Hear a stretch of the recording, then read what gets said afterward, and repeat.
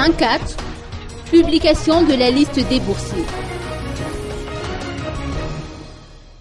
La présidence de l'Université d'Antananarive a procédé depuis ce matin à la publication de la liste des boursiers pour l'année académique 2011-2012.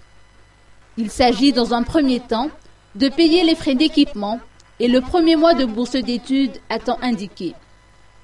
C'est un premier pas dans la résolution du problème qui affecte l'enseignement supérieur, bien que cela demeure insuffisant par rapport à la dimension de nos revendications, a estimé Manu Ratouv Mahirson, président de l'Association des étudiants de la Faculté des Lettres et des Sciences humaines. Pour dire qu'il n'est pas satisfait, notre interlocuteur a expliqué que le président de la transition s'est engagé à débloquer 5 mois de bourse d'études. Qu'en est-il des 4 derniers mois, s'est-il demandé. L'État devrait garantir le paiement systématique des 4 derniers mois de bourse d'études, a-t-il préconisé.